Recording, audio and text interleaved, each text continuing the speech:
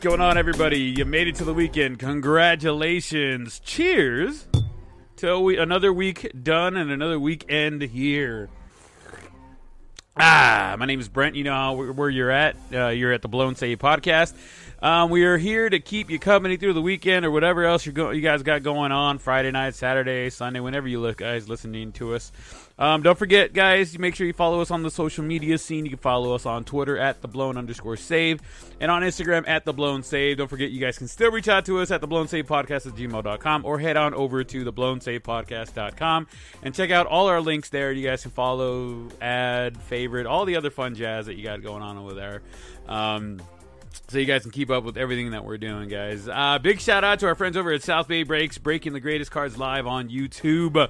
Check them out and let them know that the Blown Save guys sent you over there to hang out with them and get a referral discount. I think you get like $10 off your first order or whatever it is with them. But they're pretty awesome. Gil and his partner are going to be on with us hopefully next week. Supposedly this week, but they ran into a little bit of some issues, but they'll be on soon enough. But I digress, guys. I got to bring in the one, the only, El Compadre. How you doing, puppy? Better days. Yeah, better days. We were talking a little bit off mic, I guess. I was gonna say off camera, but off mic. And yeah, man, it's one of them days that a girl goes through. When I'm angry inside. Oh, there it is. There it is. Oh, man, that's perfect. We did not plan that, guys. I swear we didn't plan that. Don't want to take it out on you. When you're angry inside. Give me the chorus. There you go. How you doing, man? Other than the bullshit going on with your contractors, man, how you doing? Yeah, man, it's still, life is still good, man, compa. No matter what, you got to stand your ground, like you said. Don't let people take advantage of you. Do what's right. At the end of the day, things are going to work out for people that do handle things correctly. You know what I'm saying? Right. And that's what I'm trying to do here, and that's what I'm still giving that dude an opportunity. Like, hey, you fix it, you get paid. But don't ask for me for anything until you fix it. You know what I'm saying? Yeah. But we got sports going on, and the Dodgers starting to heat up a little bit. Let me turn on the tube here. There you go. It's about time. They were starting acting like the Angels, man. Man, it's all right, compa. I mean, I think you guys just one good pitcher that really fucking sparks everything and turns them around. You know what I'm saying? Yeah. Like, I really think that's what they're away from.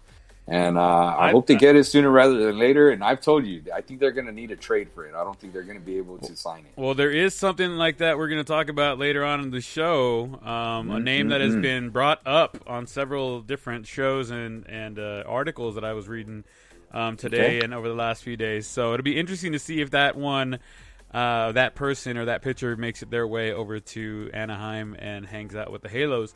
But you guys have to wait till when we get to the baseball part of the show to hear who that is or what's going on.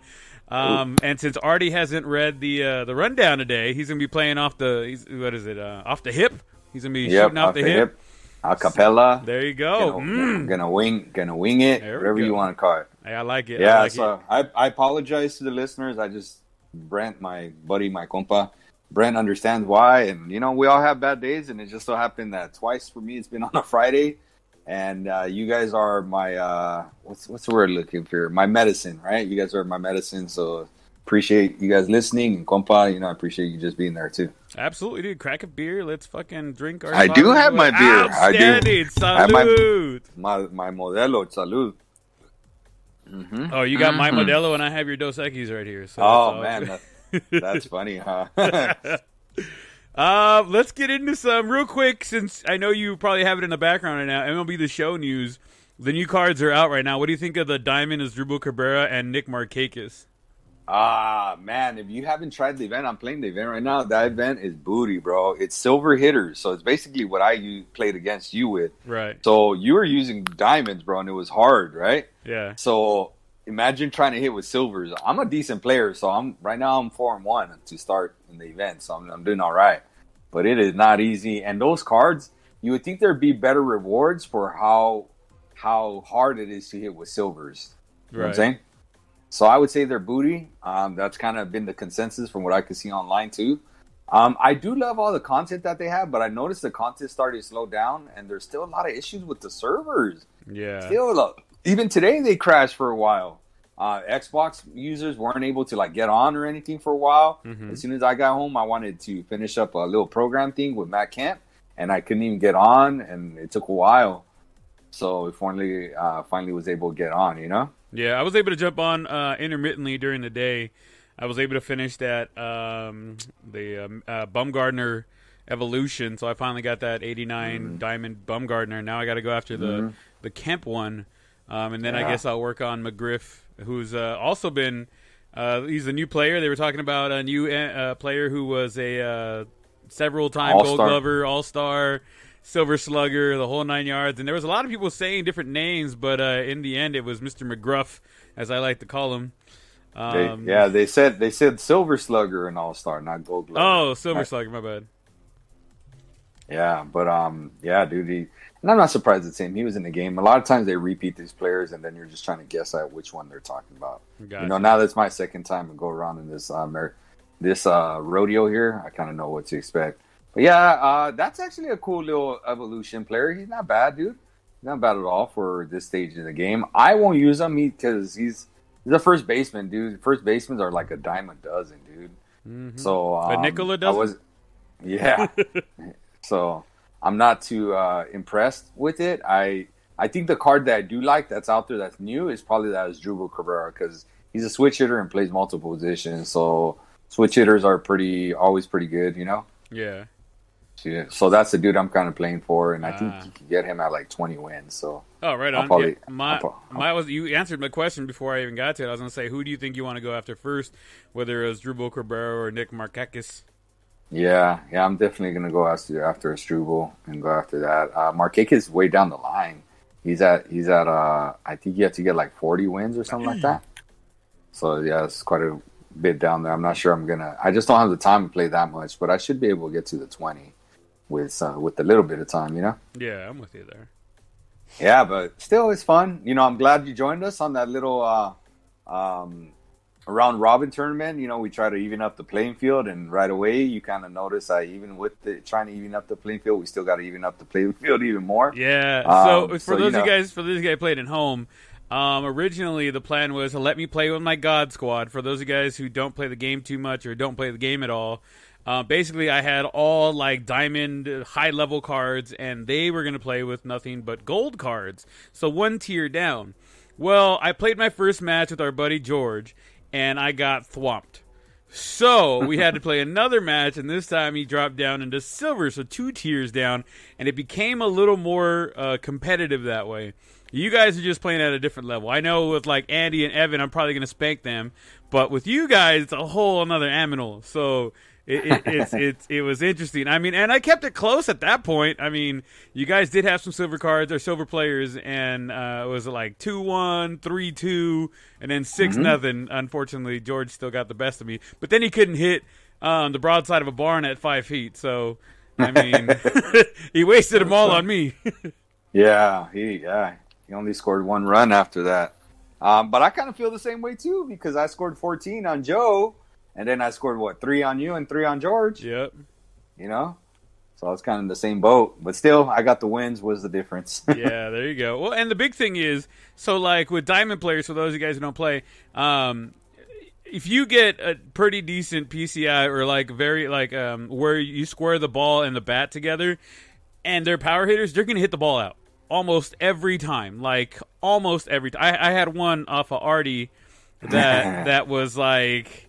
My PCI was not very good, and I should have like foul tipped it, but instead I hit it oppo, 368 feet with the diamond player. So you kind of get lucky sometimes. It is what it is, but it's still fun. That was a no-doubter. Yeah, it was a no-doubter. I didn't think so, but then you're like, yeah, it's gone. Yeah. So, Anywho, I don't want to bore the fans with too much gaming baseball, because I know we got some real life baseball to talk about. So I just wanted to touch on that real quick. Just let get your opinion on the new cards that just came out for the game. So moving on over to boxing, we talked about boxing last week. Canelo was going to fight Joe Saunders. Canelo actually ended up beating Saunders after he broke his orbital bone. And he couldn't come back. It was coming out for the 9th round, He hit him pretty damn hard, dude. Like he couldn't open his eye. Like it was really bad. They showed his face afterward, a couple days later, and it was bad, dude. Like he legitimately broke his orbital socket or orbital bone in his cheek. Yeah, I saw that, face, man. so. Yeah, you could tell he cracked him pretty good right there. Yeah, cracked him pretty good. It was a good shot. It was yeah. an awkward shot more than anything, though. Yeah, it was like a uppercut at an angle. Yeah. It was almost like a low hook, but it just sometimes those weird shots land, and it happened to catch Joe Saunders, and he just, I mean, it smashed his freaking face in to keep it as layman terms as possible. But dang, man, like imagine getting hit so hard in the face that it breaks your orbital bone and your cheekbone. Yeah, and he had padding. I mean, they had gloves on. It's not like imagine the damage he could have caused had they been like bare knuckle boxing. Mm-hmm.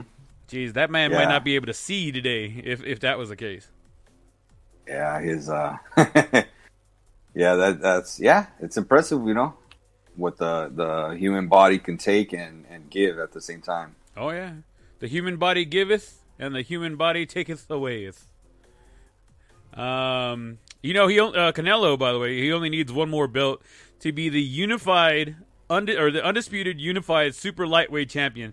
There's one more belt that he's going to get, or he's going to try and go get. If he does that, he will be the first Mexican-born undisputed unified super lightweight champion to hold every single one of the, I believe it's 6 belts. He has 5 of them right now.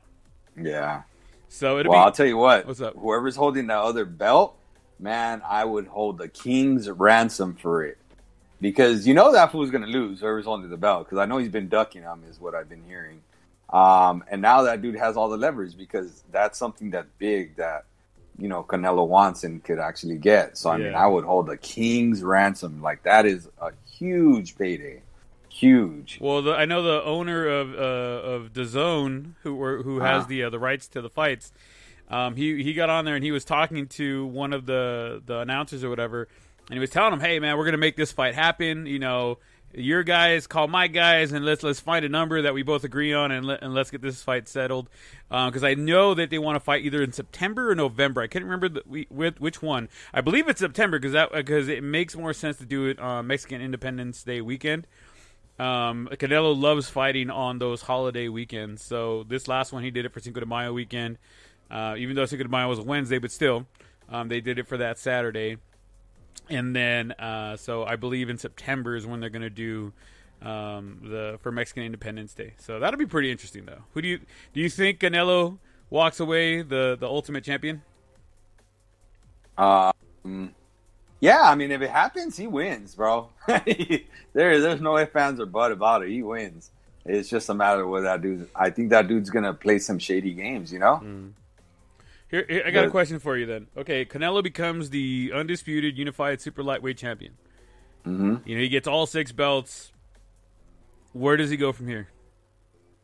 No idea. Do you think he moves up in a weight class to try and go to another weight class? Or do you think he just kind of defends for a little bit, takes a couple more fights, and then calls it a career? I wouldn't know. I don't know boxing enough. I think my buddy and our childhood friend Tony would be the dude to ask about that. You know what I'm saying? Okay. Like he's the dude to ask about that because he really knows boxing more in those terms. I don't know whether. I mean, it's more natural to fight up, but then you lose your power when you fight up, and then when you go down, you're not as fast as the dudes that go down. So It's a fine line, of like, okay, what's he better at? I think at this point in his career, he's probably better off going up than down. Yeah.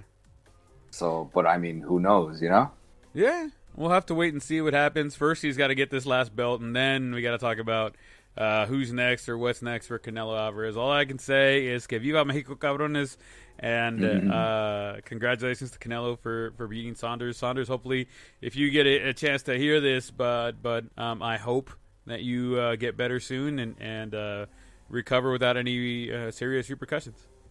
Yeah, you know what I saw? A couple of things. People were like, oh, how dare he quit and blah, blah, blah. It's like, dude, that dude had his face broken, Like, How do you want him to keep fighting? He literally was saying, I can't see. You know, Yeah. again, he had his face broken, and he's saying like, "I can't see, I can't see. Yeah. What do you want me to do?" Let me break somebody's face and then go, all right, cool. You ready to keep going now? No? Yeah. Oh, all of a sudden, now you're like, oh, I get it. Like, nah, dude. Like, he was within his right to quit, to throw in the towel. He can't see. Find out later, the orbital bone and the cheekbone are broken. Like, dude, anybody.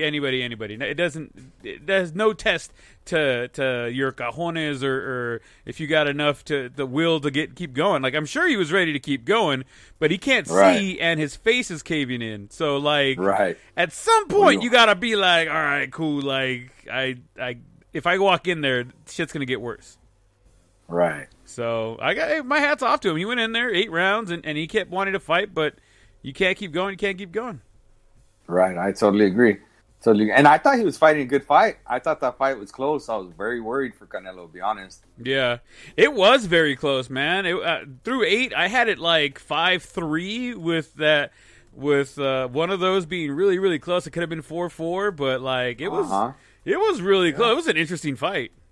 Yeah, for sure. I agree. I thought he had a good game plan, but I mean, Canelo is who he is, man. That's why he's that damn good, you know? Yeah, did you know that Joe Saunders required a 22-foot, what's it called, a ring?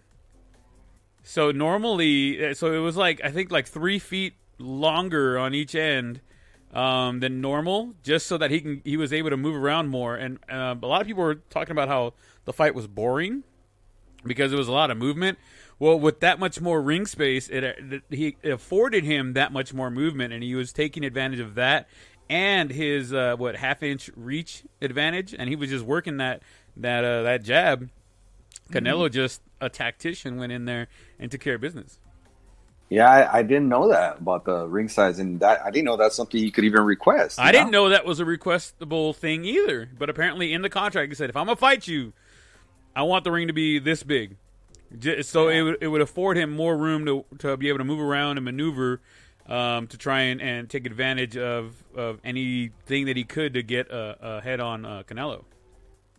Yeah, makes sense though. It does. You're fighting an undisputed champion there. Like, you got to do anything you can to tilt the odds in your favor. Yeah. As long as it's within reason, you're within the rules, then do what you got to do. Let's jump into the NFL. The schedule is out. Are there any games off the top of your head that stand out that you're like, oh, hey, I can't wait to see that? I know for me, Cowboys coming to LA to face the Chargers, week 3. I'm pretty excited about that. Tickets are stupid expensive, so I will be watching it from the comfort of my own home. And the Super Bowl champion Tampa Bay Brady Buccaneers are going to take on the Cowboys as well to start the season. Brady, so I was reading about that, and I agree with the stupidity that I heard about it. So Stephen A. Smith was like, what the hell did the Cowboys deserve to get that like opening night matchup type of thing, like that primetime matchup? And I agree, like, you got to earn those things, and the Cowboys didn't do anything to earn it last year or the year before. I agree. So, like, that's some of those things that's just like hogwash type of stuff. You know what I'm saying? Yeah.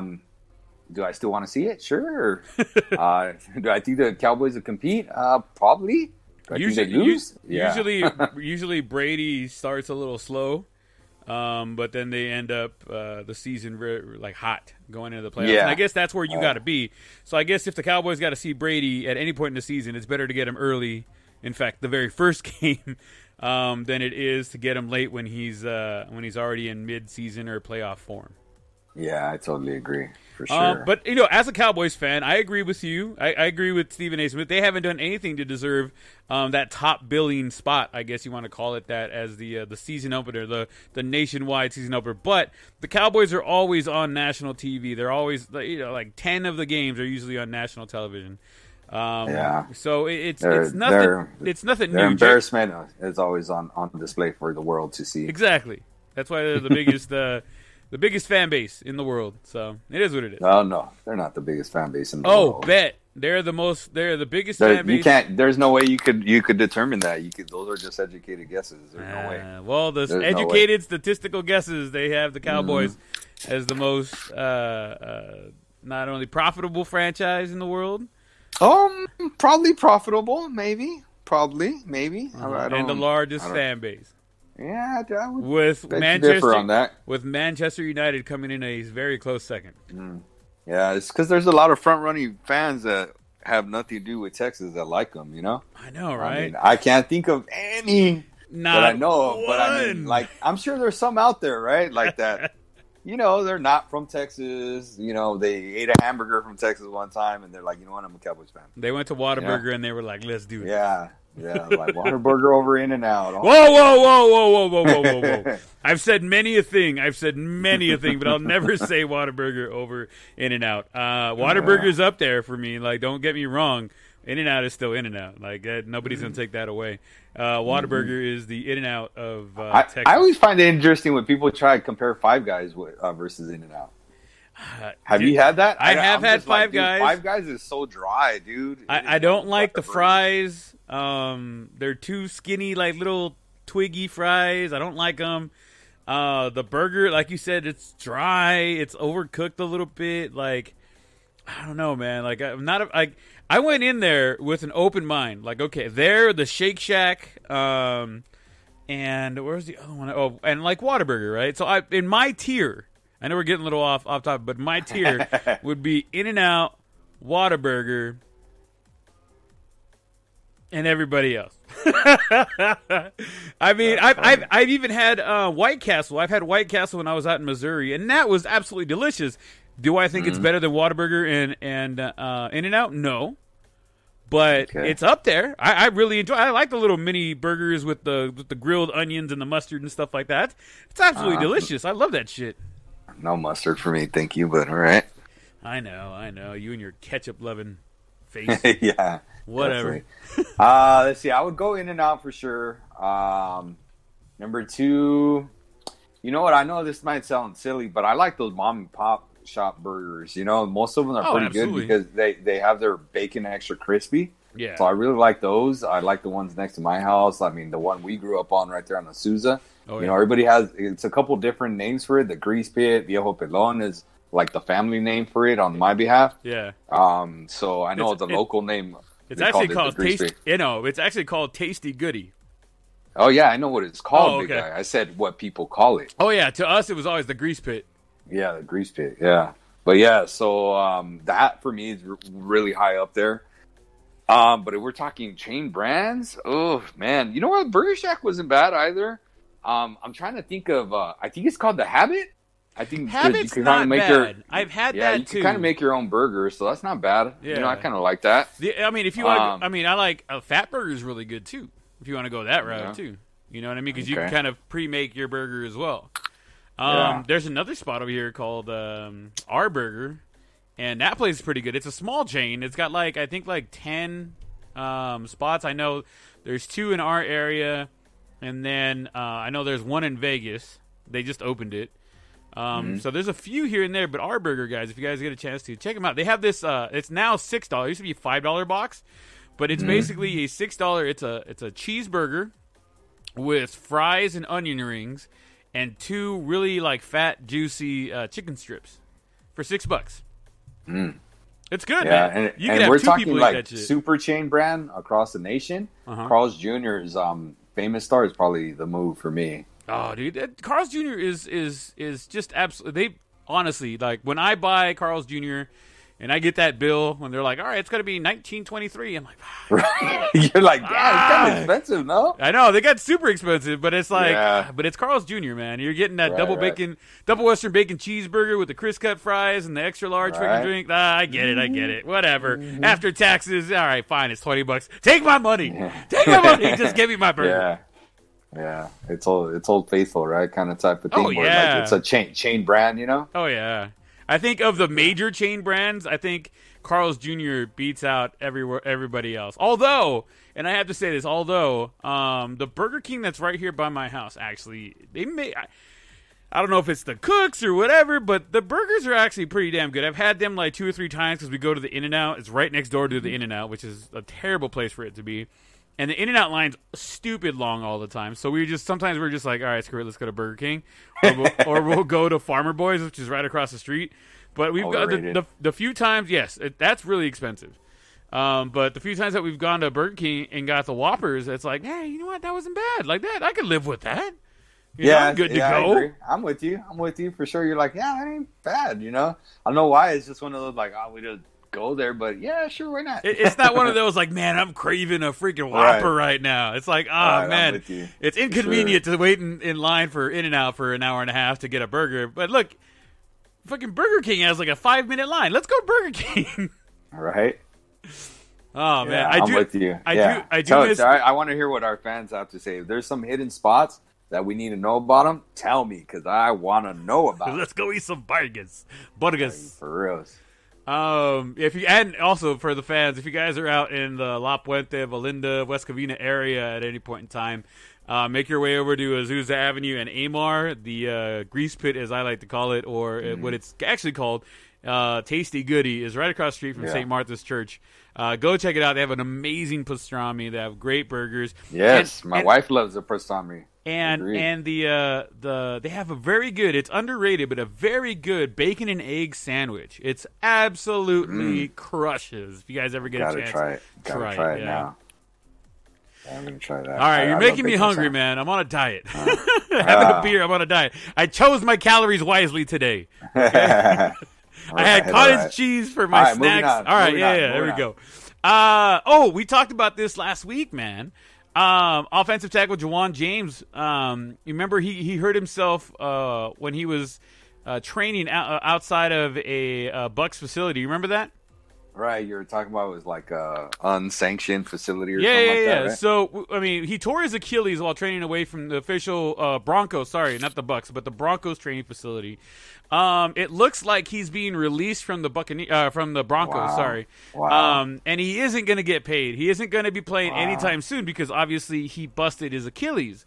The Broncos are doing this with the intention of not paying him the $10+ million he was due for his salary for this year. So they are absolutely releasing him.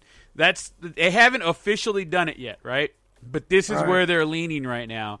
Everybody's kind of waiting to see what the NFLPA is going to do since he is a rookie. He hasn't really put a lot of time in there, but that's what the PA is there for. To kind of help the situations like this, whether or not, because they could have paid him anywhere from $0 to the $12+ million that he was owed for the first year, and they decided 0 was going to be the number that they were going to pay. Yeah, so sucks, not man. even to help a guy out, like, hey man, like shit, like here's $1 million, take care of your shit.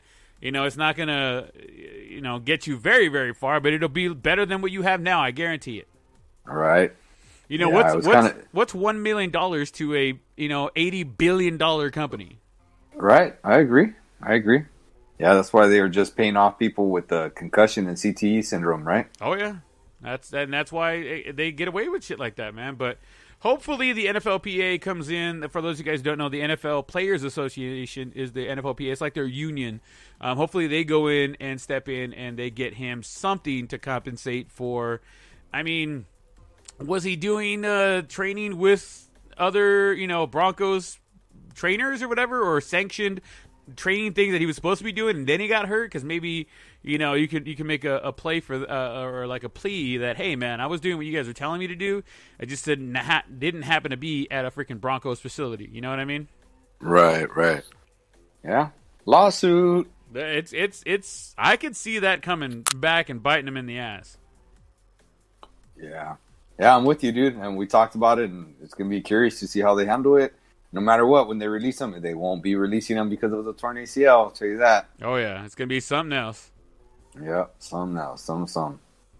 Speaking of problems with teams and players, Packers versus Rodgers. Here we are. Rodgers!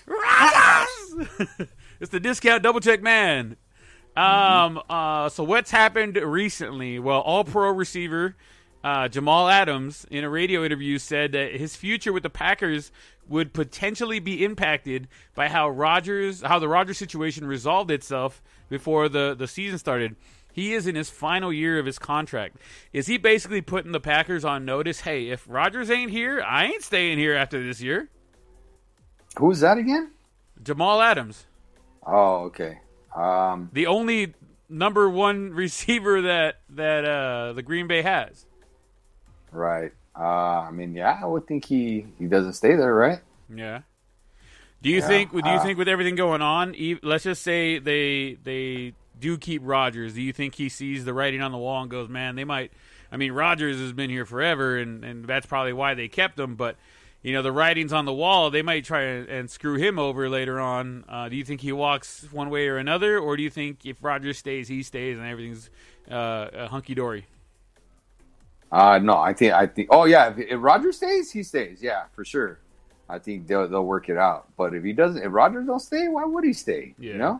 They're like, dude, that dude's a legend. And Adams is great. Don't get me wrong, but he's not a legend. You know what I'm saying? Right. And they're like, and he's probably be like, dude, like I ain't even at Rodgers' level. You know what I'm saying? Yeah, he's a footnote in the career that Rodgers has had there.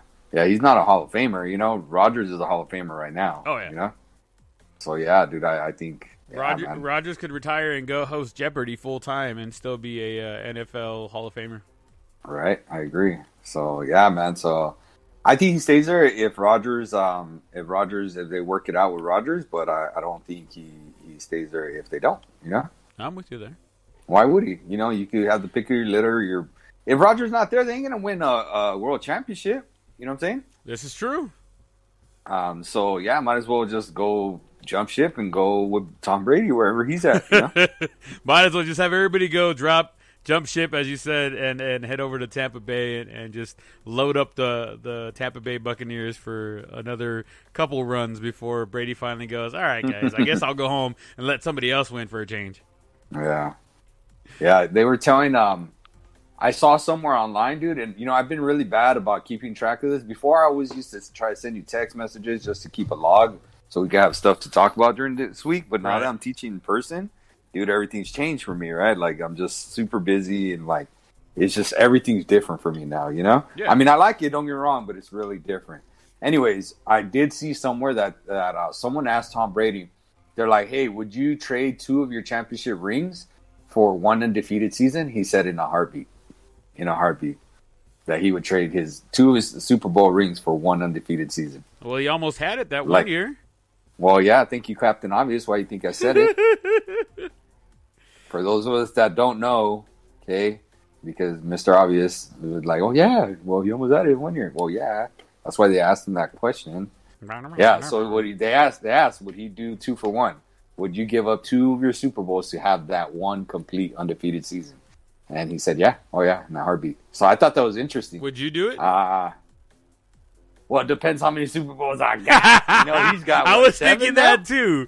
I was thinking that. No, honestly, I was thinking that, too. I was like, well, depends on how many I got. If I already got, 5, and you're going to make me give up the next 2 to have an undefeated season, all right, cool. I'll take a 6th ring when I get my undefeated season and give up the other 2. Fuck yeah. Right. But if it's the only 2 I've ever had, right?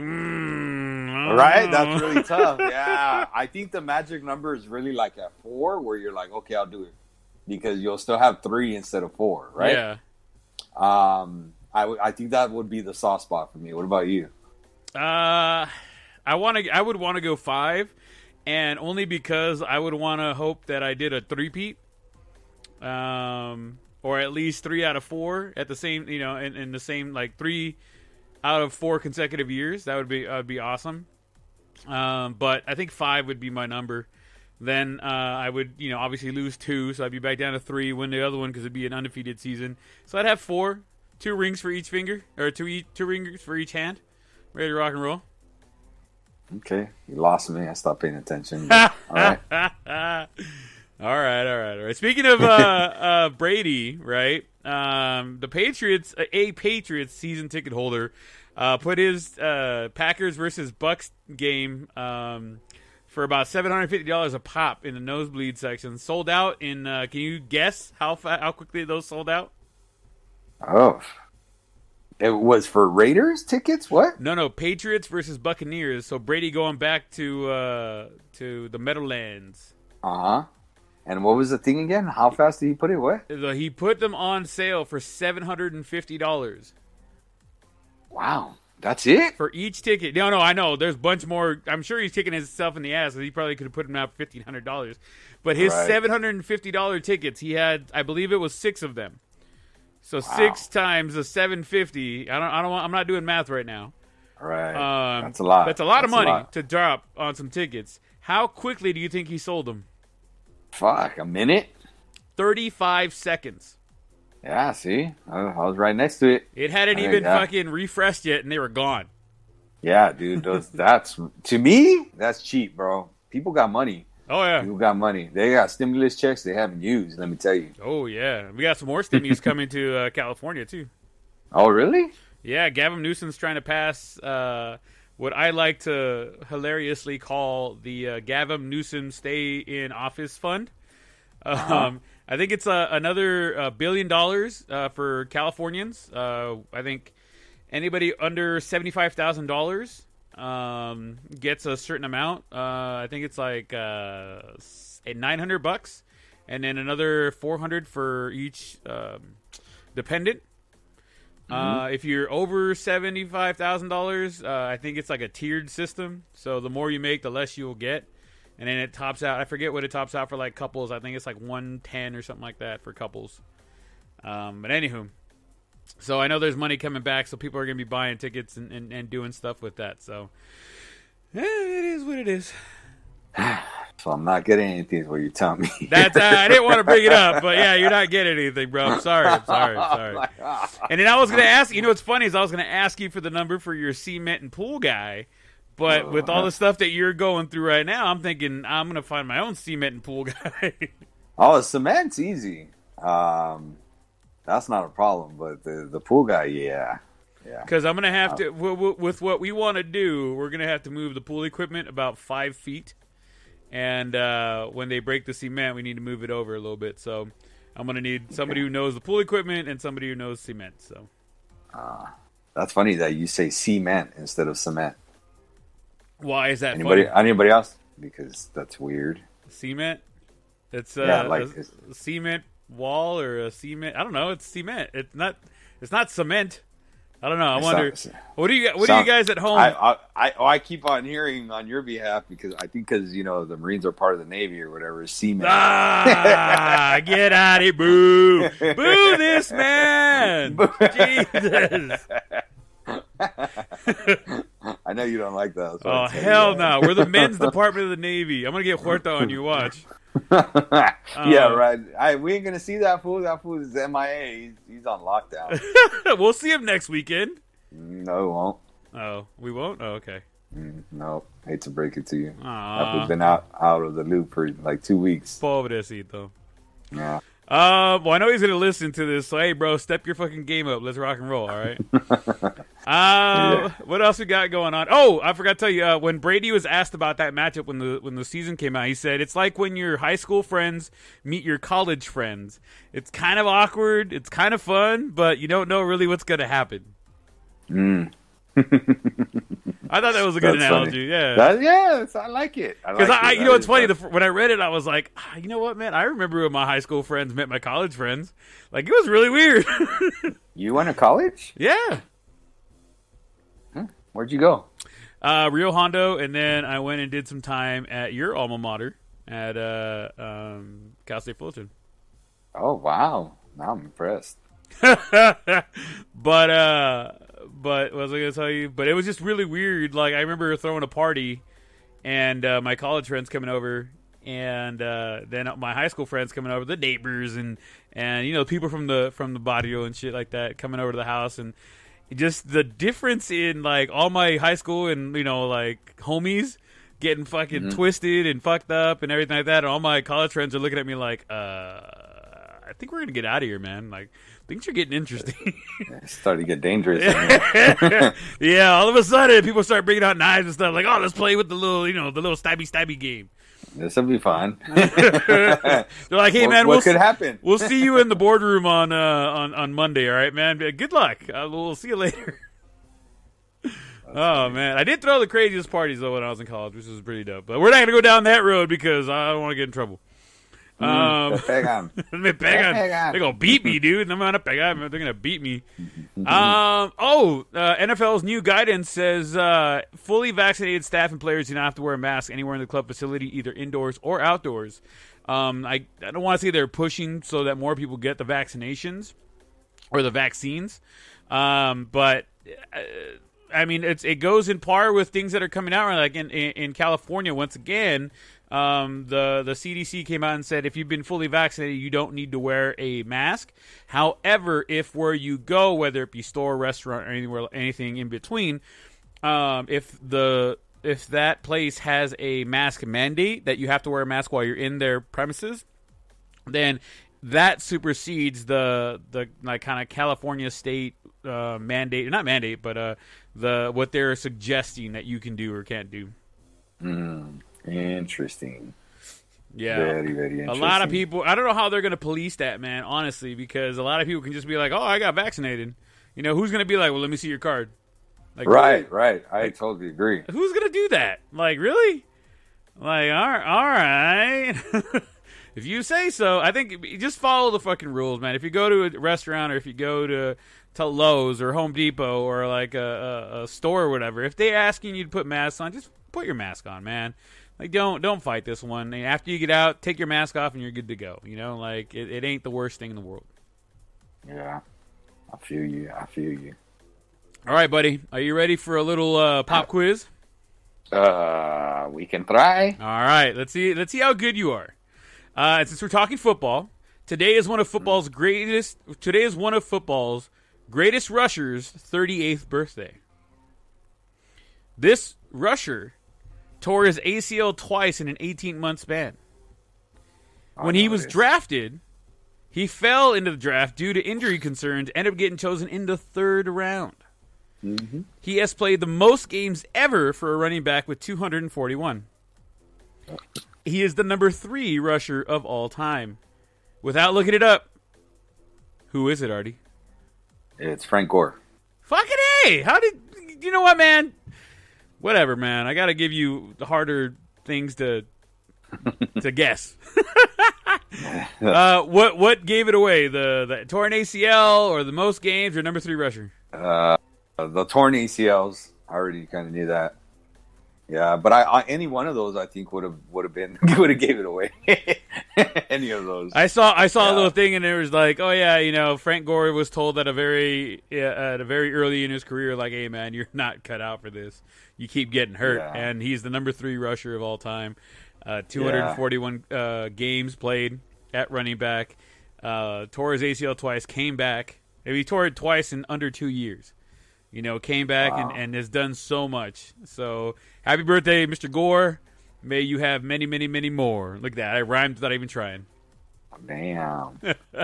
Sign that man. Sign that man. Yeah, somebody signed him. All right, guys, we're going to take a quick commercial break. We'll be right back. Enjoy whatever commercial you get. We'll be back in a couple seconds. Yeah, I had seen that somewhere too, I think, today. I'm not sure. Oh, so you hear that, guys? After the commercial break, Artie knew already. He had seen it. Yeah, kind of. I had seen something real quick, but I mean, I recognized the description. I already knew, like the torn ACLs. He had like quite a few torn ACLs, though. He's had like 4. Was it 4? That I don't know. I just know he had 2 of them within that like year and a half span. Yeah. Which is still like tough to have to come back from one of them, let alone 2 while you're still trying to recover. Right. So, anywho, guys, so we're back, as you can tell. We're still talking here. And I don't know who you got as far as like as far as the commercial went, but I do want to show a little more love to our guys over at South Bay Breaks, breaking the greatest cards live on YouTube. Go check them out, South Bay Breaks on YouTube. You can find them on eBay. They're always selling these great cards. I've seen them pull like a $30,000 Joe Burrow card out of a pack. Some guy just won it. I think he paid like $400 to get in the little breaking raffle thing that they got going on, and he came out with like a $30,000 card. So, guys, go check them out. You guys can get a referral discount from us. Just know that the Blown Save guys have sent you their way. You do get $10 off your first purchase or break, as they like to call it. So make sure you guys go over there, tell Gillian, the guy, and his partner over there we said hi, and hopefully we have them on the show very, very soon, because I do have some very pertinent questions for them as it pertains to the trading card trading sports cards kind of a thing going on right now. But anywho. Yeah. Did you see on a side note with that? Did you see that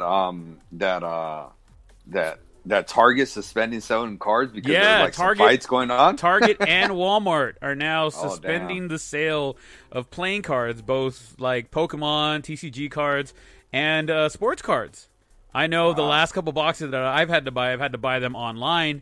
And they are a little bit more expensive. I mean, I could realistically turn around and sell them for a little more, but I'm more of, as you know, the collector, and I want to find the nice rare cards and get them taken care of. I know that on my wall, some of the cards that I have there have gained value. You know, I remember I bought this one Trout card 3 years into his career.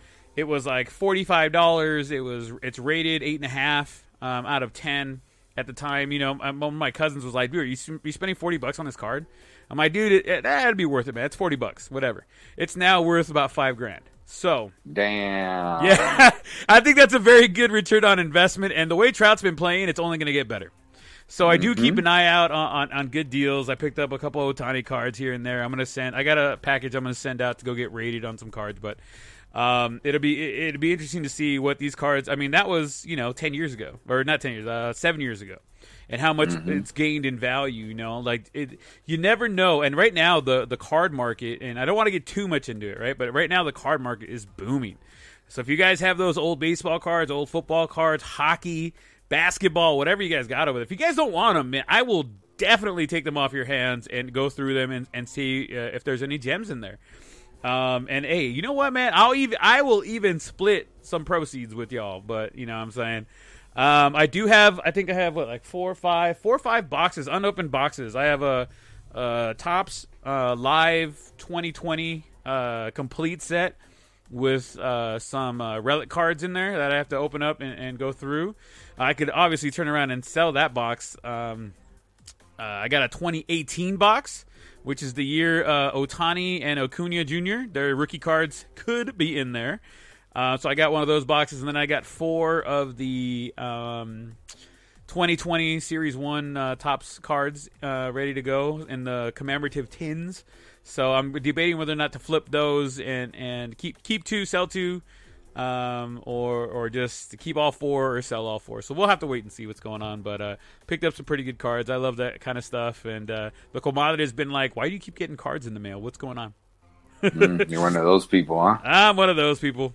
But yeah, I stopped listening about 2-3 minutes ago. But hey, man, my return on investment so far is pretty decent. So I've sold a couple things. I've sold a couple bats and stuff like that I've had. And I've made a profit on every single one of them. So it works out. If I always tell the commodity, if push comes to shove and we absolutely need some money, I got a couple grand on the wall there that we can. Got 5 on it. Yeah, I got 5 on it.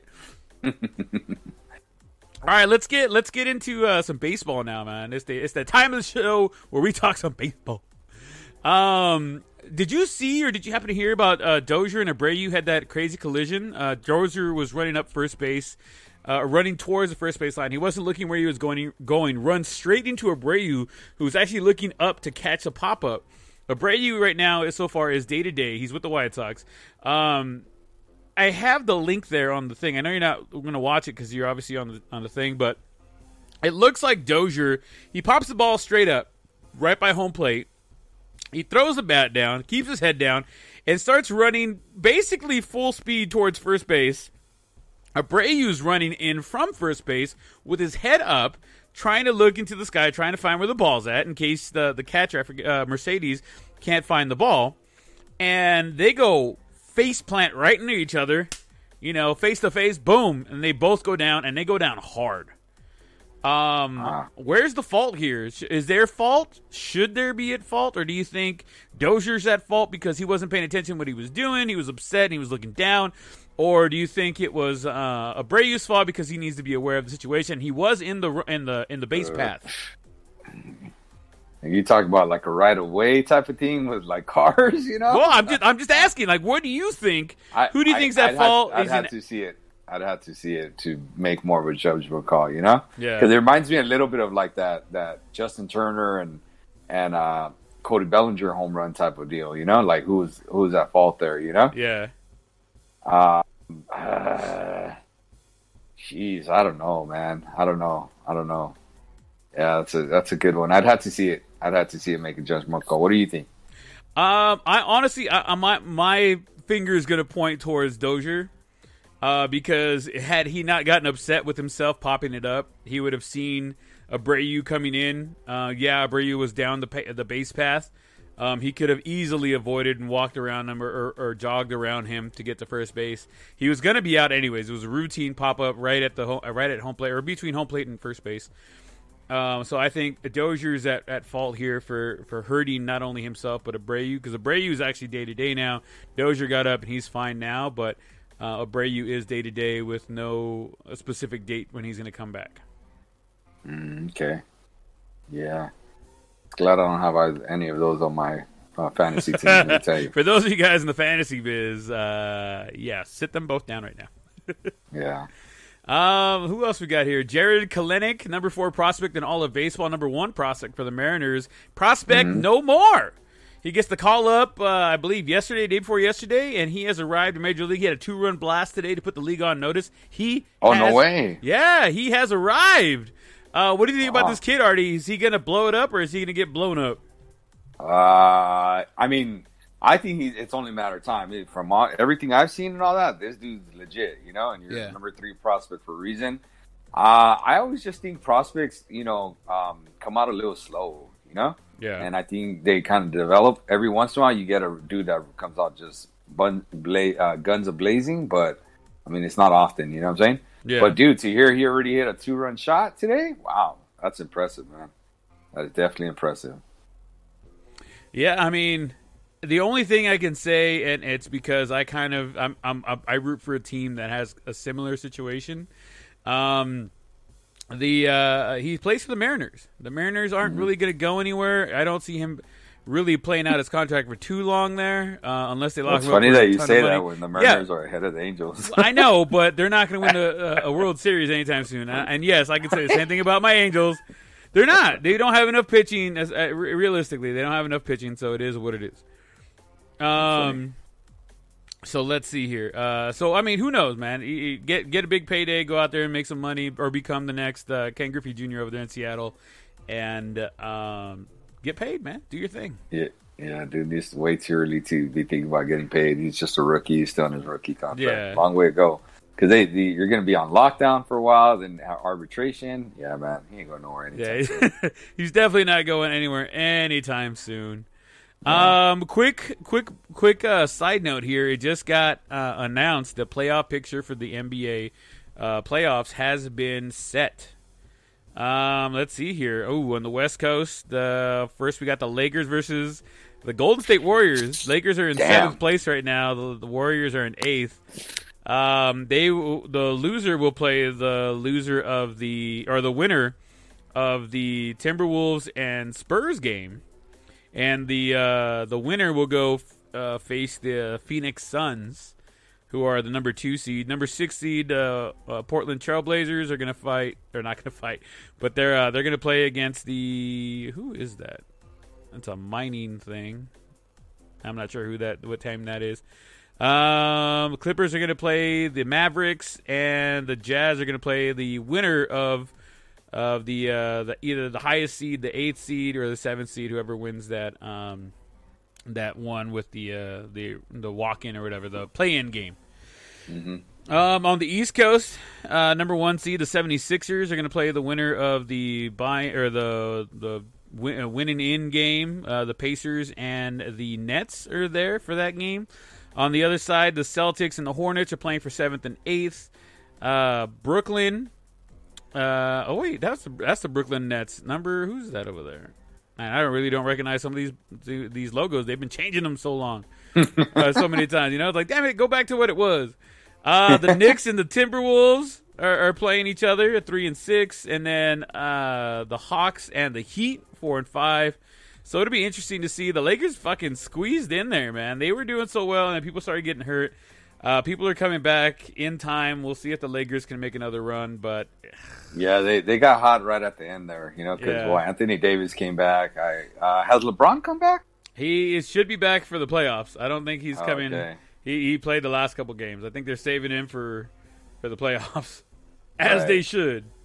Yeah, I agree. I don't think they win it. They just don't have that chemistry, Yeah. If all of a sudden it starts clicking, good for them. But I mean, they got a tough matchup right away, Yeah. So, I love my Lakers, but I mean, geez, I would be surprised they lose in that first round. I think it'll go the distance in terms of is it 5 or 7 in the first round? I think it's 5, right? I think it's 5. Yeah, it should be 5 first round. Yeah, so I think they'll go the distance, but I wouldn't be surprised if they lose it. Yeah. All right. We shall see. Back to baseball. Albert Pujols has officially been let go and is now a free agent. Where will he end up? Okay, if he were willing to take a pinch hitting or a clubhouse leader role similar to what the guys like Jason Giambi and Jim Thome did at the end of their careers, perhaps a contender would bring him aboard. But an everyday playing time is likely a non-starter. It doesn't sound like we might see him play for the Dominican Republic team because, the baseball's back in the Olympics. And since he's not on a 40-man roster, he's actually eligible to play for the Dominican Republic in the Olympic qualifiers. So we'll have to wait and see what's going to happen if he plays for Dominican Republic in the Olympics later on this year. He has reached out to the Cardinals, saying that he would be willing to take a limited playing role with a mentorship value added to it in order to finish his career with the Cardinals. So that being said, do you think he ends up with the Cardinals, or where do you think he would go? Give me your top 3 teams where he would end up, if not with the Cardinals.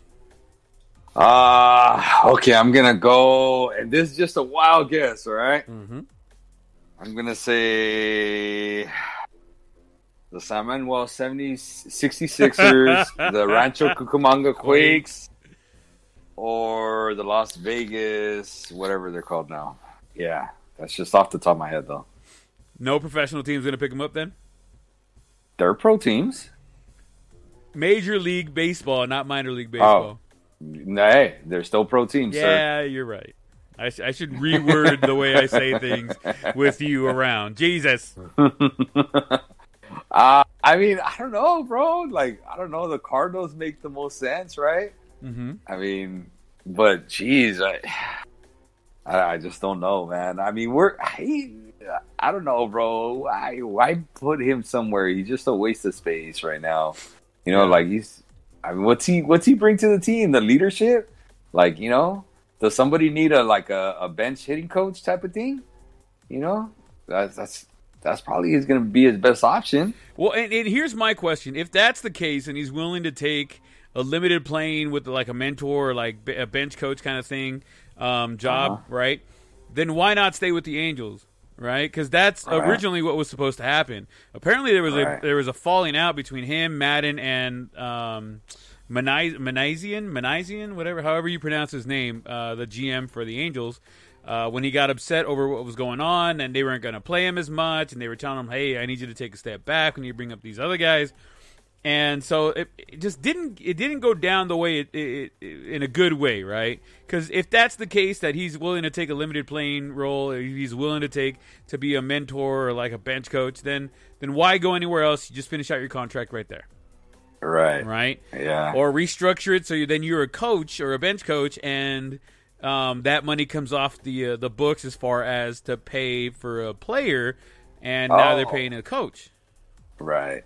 That to me that makes the most sense because he's from what he's saying. You know what I mean?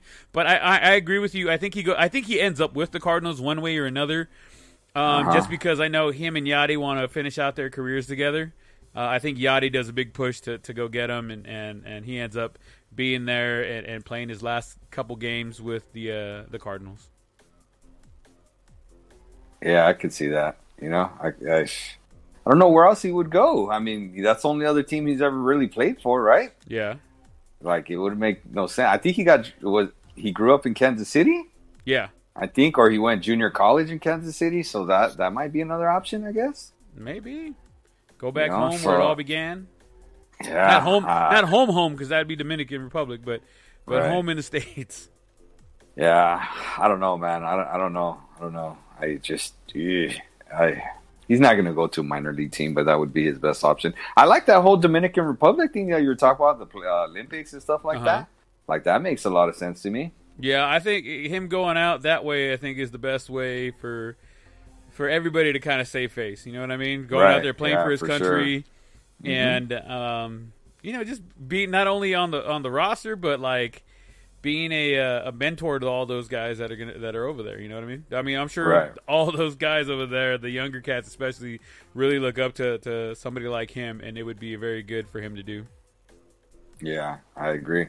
So yeah, I mean that to me, like you said, I think that makes the most sense. The Cardinals don't pick him up. I mean, I just don't see anybody else, man. Anybody else?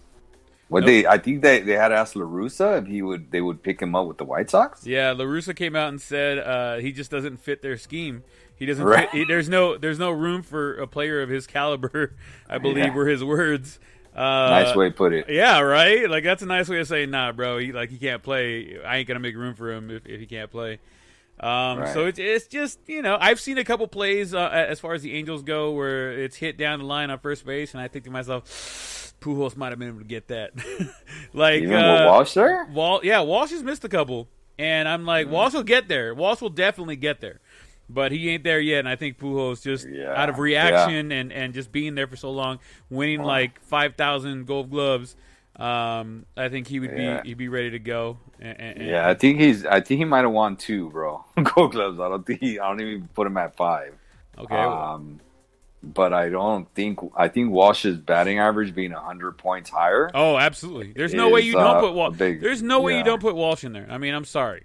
You have to put Walsh. I think that was part of the thing why they let go of Pujols too. We're like, all right, motherfucker, you just blocking over here the path for this young fella. It's been like that for a while, though. That's why Trumbo left. That's why C.J. Cron left. That's why they've had so many big hitters leave because Pujols just blocking the path there. Yeah, man. I just think it was dumb. I just think it was dumb the way they handled that whole situation, and that contract was just bad, dude. It was so bad. I mean, he hit 40 home runs from 1 year, and then what? And then average about 22 after that. Right. So after that got really ugly, really bad. Yeah. So it's been bad for the last 5. Like I said, I think they did this 5 years too late. Right. Yeah, I don't think they should have signed him for that contract. Yeah, that was way too much money. He did win the batting champion. He was a batting champion for the National League in 2003. He was the National League champion 2004, 2006, 2011. Pacific Coast League champion 2000. World Series champion twice in 2006 and 2011. Major League Player of the Year 2005. ESPY Award. Best International Athlete, 2005 and 6. ESPY Award for Best MLB Player, 2005, 6, 9, and 10. Fielding Bible Award at first base for 2006, 7, 8, and 9. And in 11, his last year with the Cardinals. Nice. This year in Baseball Awards for Hitter of the Year in 2003 and 2008 is the Gibby. He's won the Hank Aaron Award twice in 2003 and 2009. The Heart and Hustle Award in 2009. The League Championship Series Most Valuable Player in 2004. MLB All-Star 10 times in 2001, 3, 4, 5, 6, 7, 8, 9, 10, and in 2015, the one time he did it with the Angels.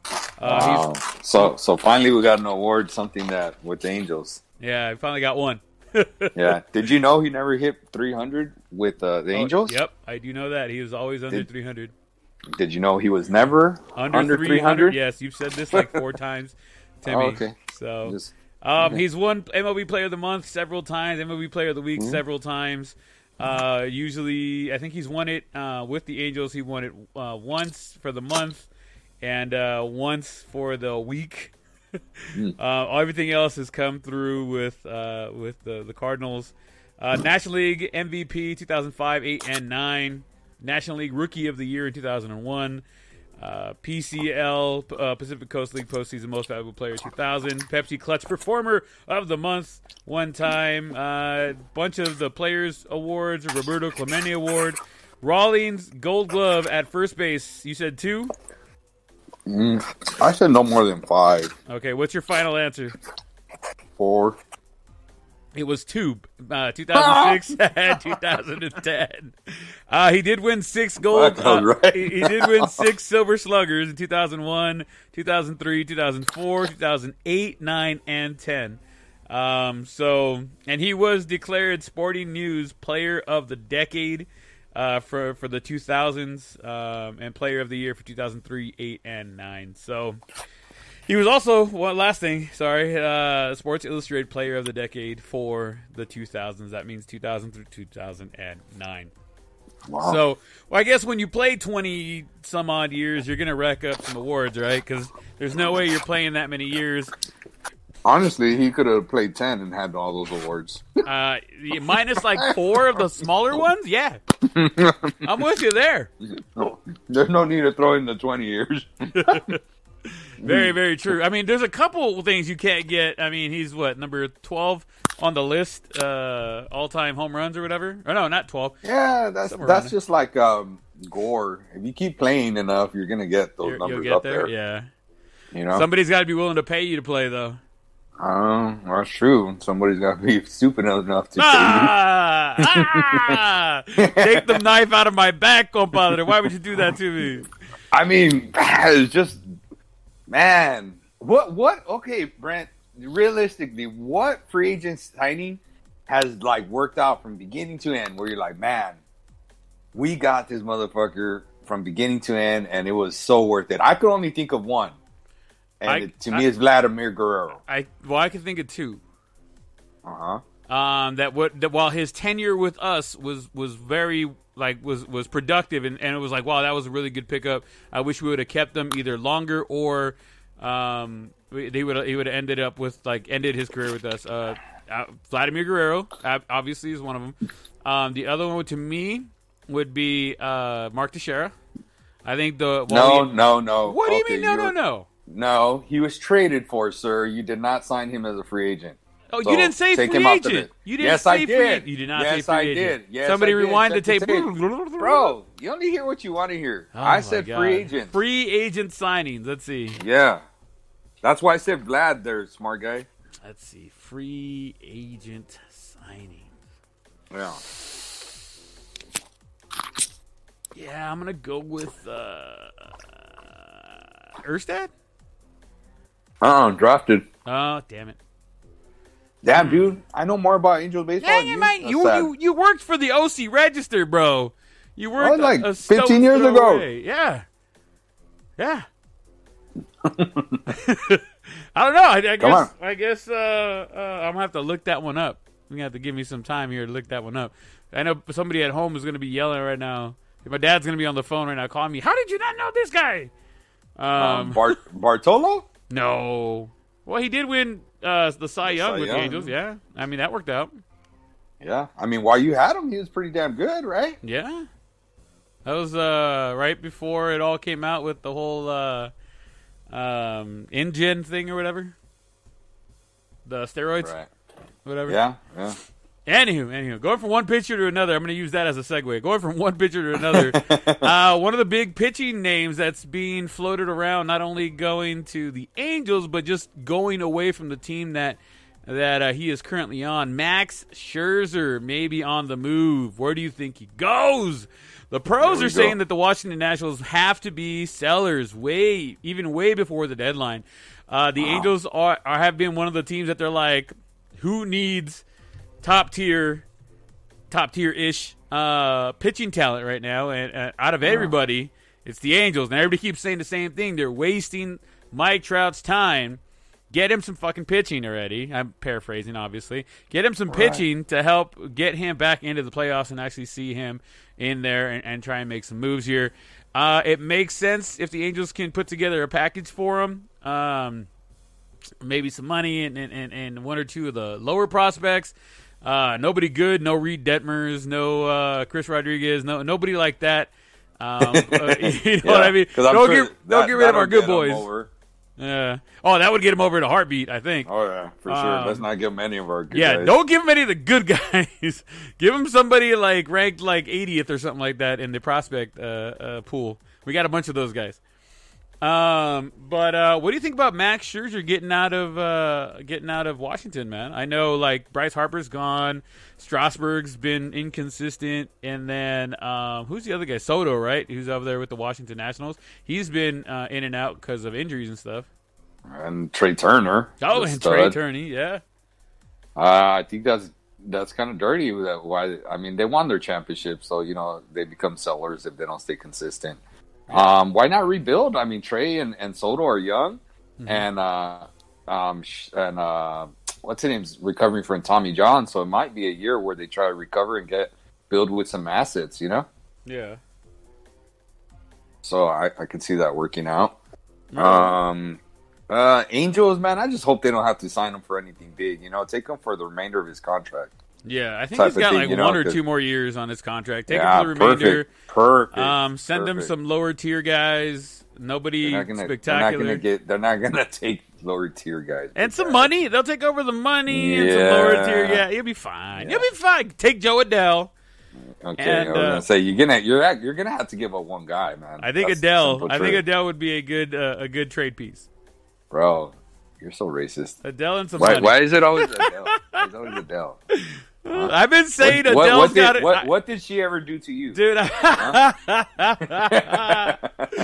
Oh man, dude. Dude, this is cool. So I'm watching a Dodgers game. They're showing some replays. Uh-huh. A lady caught a home run ball from Max Muncy. Oh, shut up. That was pretty cool, man. Clean too, not ricochet or anything. She's like, look, she's showing it like I got it, and it was a lady, bro. Like, man, she did a real good job. You hardly ever see that. Females catching it like that, Yeah. Yeah, that was pretty cool. Good job. Somebody played softball in high school. Right, huh? There you go. Or some slow pitch softball as an adult. You never know. Mm-hmm. You never know. Speaking of which, your godson, Mr. Benny Boy, went to his first game last Sunday for Mother's Day. He went to the Angels and Dodgers game, which I had predicted the Dodgers were going to win, and lo and behold, the Angels won, which was a crazy game because I couldn't believe that happened. But we were able to get not only a certificate that says it was his first game, but we were also able to get a baseball. Speaking of who, Mr. Chris Rodriguez happened to be walking by, and I said, "Hi, Chris. Hopefully you get better sooner. Rooting for you. You're an amazing player. This and that, blah, blah." And he kind of smiled, looked over, gave me like a little thumbs up and like a little nod. And when he did that, I was like, "Hey, can we get a ball for the baby? It's his first game." And he like looked over at the baby at Ben, and he was like, "All right, give me a minute." And like an inning went by, and then it was going in the middle of the inning, and he popped up and he like put the ball up in the air, and I was like, "Yeah!" And I had the baby in my arms, and it was like he was like, do I throw it? Do I not throw it? What's going on here?" He was trying to flag down the usher, but the comadre ended up getting the baby, and I was like, "Just toss it over." He threw it over, so he's got, and it's one of those 60th anniversary Angels baseballs. Oh, nice! Which is really nice. So I did thank him online on Instagram. I said, "Thank you. You're gonna give Ben the memory that he'll be able to take, as a story. Like, hey, bud, when you were 6 months old, we took you to a game, and Chris Rodriguez gave you that ball." What I mean? I'm sure he's going to remember that. I mean, he'll see the pictures and stuff like that, but it'll be like, "Hey, dude, like, you gotta come back to him." Yeah. You said a memory. That's I know. But it'll be something that, like, the baseball will be able to be like, "That was my first game." You know what I mean? Man, that's cool. That's real cool. I like that. It's my godson. Obviously, you cursed us because you put a little red on him. So that's the only way I can get the ball, dude. I knew it, too. I'm like, the second you put red, I said, we're going to lose. I know it. I already know. And then there were some kids sitting in front of us, and they were trying to get that ball that Rodriguez threw at us. So I was telling them because Raisel Iglesias was getting up, and I was like, "Hey, look, go, hey, Raisel, like, hook it up, whatever, blah, blah." And they were like really shy. So I saw Rysel there. He was warming up, and I said it in Spanish, like, "Oye, Rysel, tíranos una pelota, por favor, para los niños, right? Give us a ball for the kids." And he, like, looked up immediately and was like, "Hell yeah!" He, like, reached down and threw a ball, and, like, I caught it, right? So we got the ball, and well, actually, no. Nobody believes that. Timeout. It was the comadre that caught it. I believe it now. And the comadre hands the ball to one of the kids, right? And they were like, "Oh my God, thank you so much." And I told them, I'm like, "Hey, save that ball. It's a 60th anniversary ball. You know, they don't make too many of those, you know, that you're going to be able to play with or that you're going to be able to get from a player." And I'm like, "It was Rysel Iglesias. Make sure you write some more down that's who got you the ball, whatever." And then the mom turns around and she's like, "Oh, yeah, we got like 2 or 3 Mike Trout balls that he's like autographed and given us and this and that." I'm thinking in my head, like, why the fuck did I give you that ball then? Like, you get enough baseballs, you got 3 Mike Trout, you got enough money, you got 3 Mike Trout balls. Really? You're like, I hate you, lady. Like, wow, I'd give me the ball back. But no, so it was pretty awesome. So he got to go to his first game. Here's a fun fact too. So both Luke and Ben's first baseball game came on Mother's Day. Oh, that's cute. Were they both Angel games? They were both Angel games on Mother's Day. And the Angels won both those games. So how is that a Mother's Day gift for Judy? Explain the Angels were playing the Dodgers. All right, I guess. And then the one for Luke, it just so happens that we got tickets for the Mother's Day game, and he came 2 weeks late, or a week and change late, and then he went to the game when he was like 7 days old. It was hilarious. Everybody was like, "Oh, the baby, how old is he?" We're like, today's Sunday, that's 7 days. And they're like, "What? You brought him to a game?" And I was like, "You brought him to watch the Angels?" I was like, "Yeah, he's chilling. He's chilling." And you know what? It's funny. He slept most of the game. He's like 7 days old, right? But he had a blast. He actually, so 2 days later, we were getting ready to go somewhere, and he was like, "Oh, are we going back to watch another baseball game with the big players?"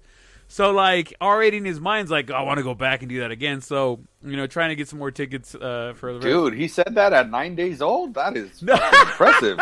I'm talking about Luke. He did that, like, the other day. This like 2 days, like 3-4 days ago. I thought when he was 9 days no, old. Like, what the hell? On. Even my dad's laughing at you right now. My dad's going, Just got to throw jokes out there. I know. Anything else out in the baseball world that you want to talk about, or sports world you want to talk about before we start my getting Dodgers are getting hot, baby. My Dodgers go. are getting hot. Max Muncy, 3 straight games with a home run. The heat rises, and so do the Dodgers playing. Isn't that, or the dog? What is it? The weather heats up, and so do the Dodgers bats. Mm-hmm. Yes, sir. There you go. Yes, sir. Okay, I mean, they were playing bad, dude, and they still freaking were like 2 games out of first place. Yeah. You know what I'm saying? That just goes to show you their depth and whatnot. Obviously, shout out to our boy Dustin May, who's having Tommy John. May he our get better pitching's quickly. deep, dude. Yeah. Yeah, our pitching's deep, so I'm not worried about that. I feel like what's really stopping us, I feel like Cody Bellinger needs to come back, man, you know?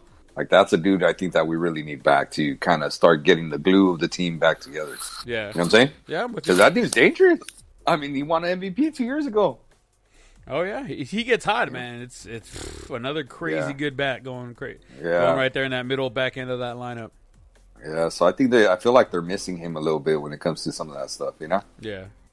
So, but yeah, I like it. I hope your team starts doing a little better. I'm not gonna lie, you know, I don't really root against that. I just like to make fun of them. There's a difference. Yeah, whatever. So I hope your team starts doing a little bit better. I know Trout's been killing the ball. Otani's been hitting the ball really well. Otani went Oppo Taco over the fucking Green Monster today. Oh, nice. Is that number 11, right? Number 10, I think they said.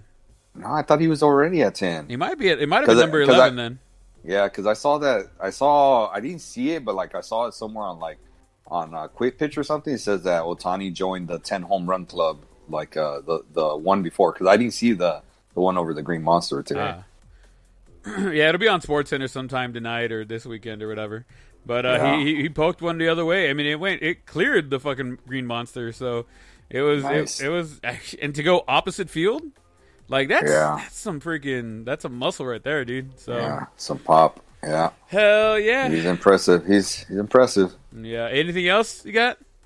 Not that I could think of. Not that I could think of. All right, I got a couple shout outs here, and I'm sure after I do the first set of them, you're going to be like, oh, yeah, let me do this. But big shout out to all the graduates who are graduating in the next few weeks and the next months. You've made it through one of the most difficult times in recent human history and have prevailed. So congratulations, you guys. Special congratulations to a few special people in my life. To my niece, Erica Ramirez. Congratulations, not only graduating from high school, but also being accepted and going to LMU, Loyola Marymount University. Congratulations, Mija. I'm so proud of you. Everybody's proud of you, and we can't wait to see what you're going to do moving forward. Congrats to my nephew. Congrats to my nephew, Frankie Ramirez, on completing his bachelor program from Cal Poly Pomona. I'm actually going to go see him tomorrow, or not tomorrow. Tomorrow, Saturday. For us, while we're recording, tomorrow would be Saturday. When you guys are probably listening to this, it's Saturday. But congratulations. We're going to go celebrate him tomorrow. So congratulations, Frankie. I'm very proud of you. He is a project manager for a big construction company. And we can't wait to see what more he's going to do with his life. He's doing very, very well. And congratulations, Miko. I'm very proud of you as well. And finally... And not to be forgotten, congratulations to my daughter Rogue Angel Sanchez on her impending graduation from Valley View High School here in Moreno Valley and her acceptance to Cal State San Bernardino. I cannot wait. We cannot wait to see what the world has in store for you as you move on from high school into this next step into adulthood. We love you. It's been amazing. I can't believe you're already graduating high school. You just turned 18 a couple weeks ago. I still remember you like your little brothers, and I can't believe you've grown up on me and so fast. So I know I love you. You're your only little girl, man. I know, my only daughter. She's finally graduating Valley View High School a couple of weeks from now. She actually graduates the Thursday after we have the wedding. So.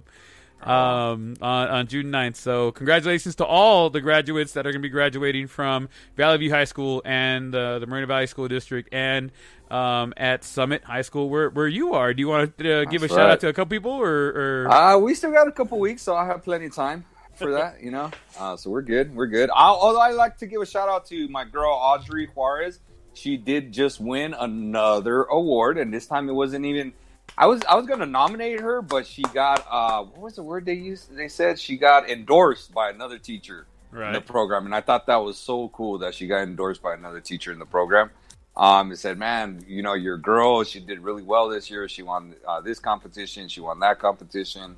She volunteered for this, she volunteered for that. So she actually is going to be the representative for the CTE Tower of Achievement Award at our school site." Right so on. I think that's real cool, and I was talking to you about it. Mm-hmm. My program has been in existence. I started it 7 years ago from scratch, from nada, right? Right. And in 7 years, I've had a student win that award 5 out of 7 times. And we are the biggest program, or the biggest, department on campus. We have 10 teachers in the CTE department. Wow. So to have, 5 out of 7 award winners. Because if that's 10 teachers, that means it's 200 kids to a teacher. That's 2,000 kids in that CTE department alone. Mm-hmm. And out of 2,000 kids each year, I've had 5 kids win it out of 7 years. That's a pretty damn good number. Yeah, absolutely. It goes to show the department and the aptitude and the greatness of you, sir, being a teacher and a molder of minds and keeping kids on the straight and narrow and continuing to have kids reach for greatness, man. So not only to them and her, but also to you, sir. You're doing the God's work, and so is my madre, my baby, I should say. I was going to say baby girl, but my baby, Judy, the wife, she's also a teacher, and you guys are doing the Lord's work, man. You guys are helping mold minds and hopefully steering them in the right direction. So I applaud you, sir. 5 out of 7 is amazing. That's an amazing accomplishment. Like I said, it goes to show how great of a teacher you are and how influential you are to your students, man. So my hat goes off to you, sir, and everything that you continue to do. I appreciate that, compa. I appreciate it. It means a lot. Oh, not a problem, sir. Anything else before we get out of here? Nah, that's it. That's all I got for you. All right, guys. I'm going to do one more thing real quick. Big shout out to our friends once again at South Bay Breaks, Breaking the Greatest Cars live on YouTube. Check them out. Let them know the Blown Save guys, myself, or Artie have sent you. You guys get a referral discount. I believe it's $10 off your first break. Artie, let me get that patented good night. Yeah, looks like we could be outside not wearing masks and something like that. I'm still got to look into the details, but still be safe. Wash your hands, wear your mask, take the vaccinations if you get a chance. Things are starting to come around, and I can't wait to have those pool parties with you, compa. Oh, hell yeah. Be safe out there, and we'll be seeing each other soon. Absolutely, man. Guys, like Artie said, make sure you guys are staying safe. Make sure you guys wear your masks. I know that the mandates out there, not the mandate, but the things out there saying that you can wear, you're going to be able to start wearing without wearing your mask. But if the store, the place, the venue you're going to has a mandate still to wear a mask, don't fight it, guys. Just wear the mask. Get the vaccines if you guys want to. I can't force you or tell you what to do or not to do, but just think about it for the well-being of you, the people around you, and everybody else in the world. We love you guys so much. We'll catch you guys next weekend. Make sure you guys do follow us, like us, subscribe, do all that fun jazz. Tell all your friends about us. We really appreciate everybody listening around the world and here in the nation. We love you guys. We'll catch you guys next week. Have a good night.